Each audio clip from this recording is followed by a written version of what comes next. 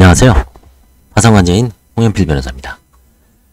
이번 시간에 공부할 판례는 고의부인에 있어서 수익자 선의 판단 기준. 고의부인에서 수익자의 선의는 수익자가 입증을 해야 됩니다. 그래서 어떤 판단 기준으로 민법상의 사행위 취소 청구권과 어떤 차이가 있고 어떤 동일한 기준이 있는지 공부해 보도록 하겠습니다.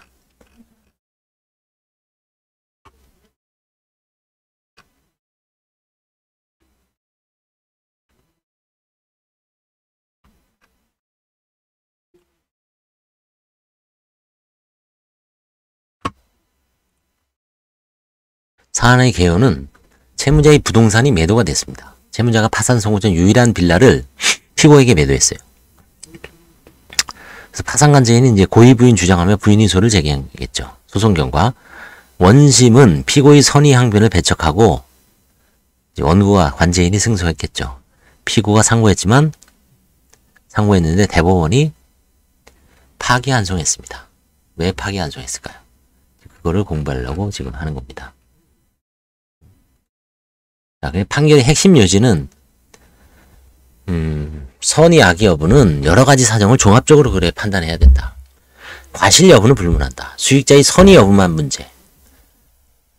저 사람이 신용불량 아니면 좀 채무 초과, 지급불능인 상태를 알면서 거기에 적극적으로 가담했느냐 아니냐.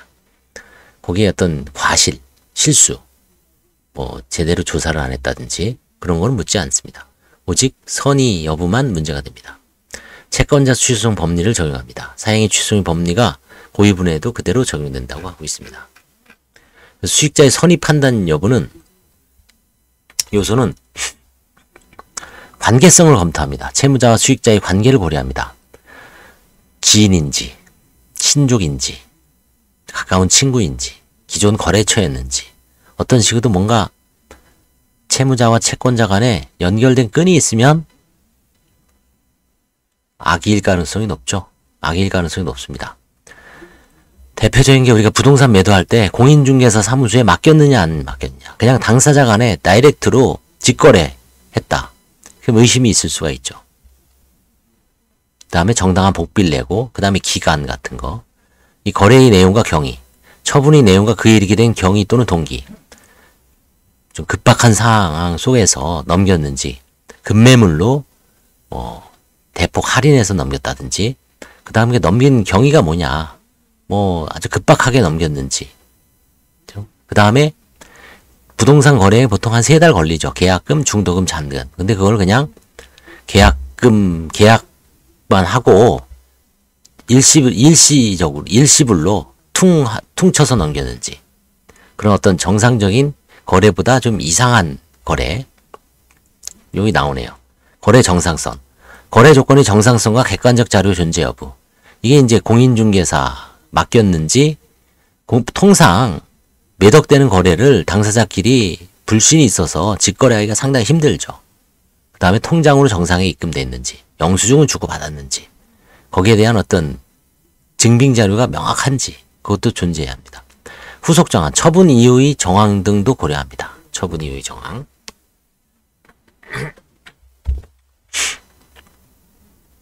그래서 부동산은 선의 악의를 판단하는 기준이 이제 이런 식으로 정형화되어 있습니다. 이게 사행위 취소송에서 쓰는 거죠.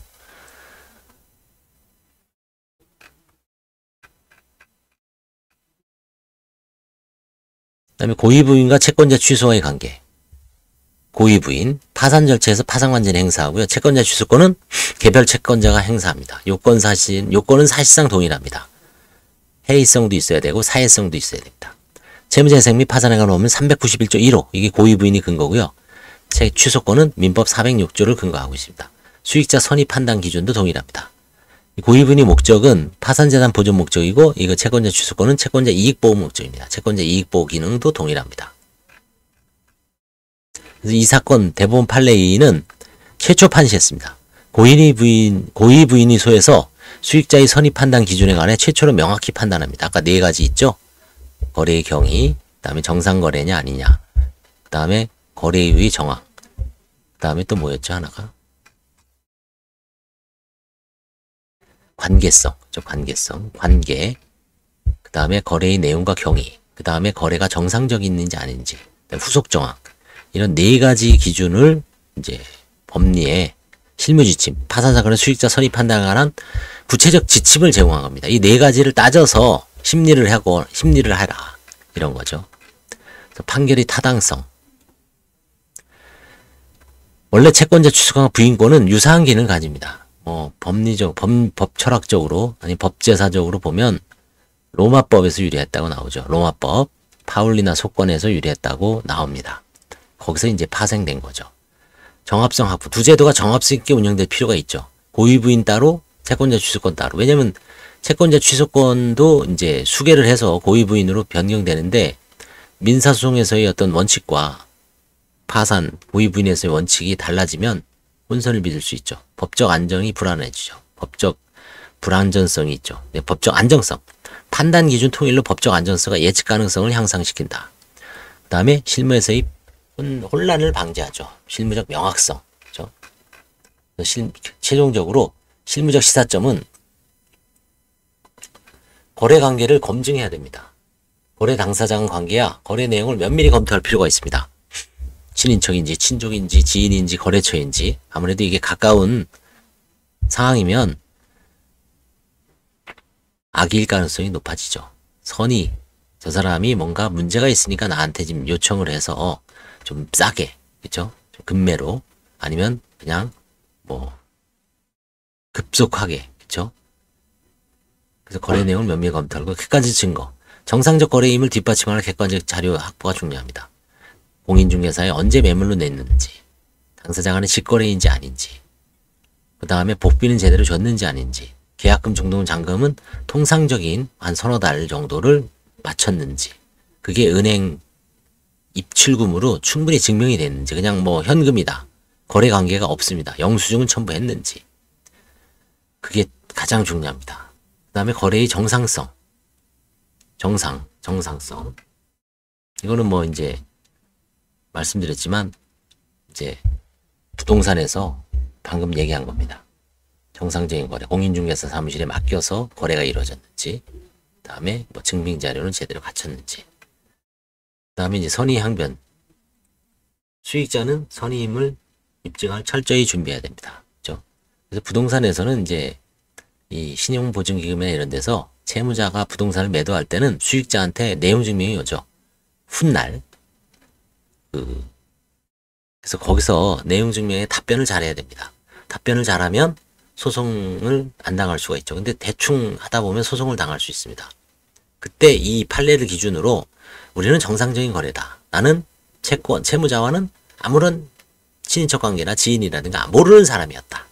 그렇죠? 공인중개사를 통해서 정상적인 거래였다. 그 다음에 매매계약부터 입출금, 통장, 뭐 이런 게 모두 다 정상이었고 철저하게 계약금, 중도금, 잔금 이게 다 뒷받침한다. 그렇죠? 그러면 선의로 관제인도 질 수밖에 없습니다. 그렇죠? 그래서 이번 판례는 고의부인과 채권자 취소권의 어떤 네 가지 그 통일 지침에 따라서 선의 여부를 결정해야 된다는 아주 시사점 있는 판결이라고 할 수가 있습니다. 감사합니다.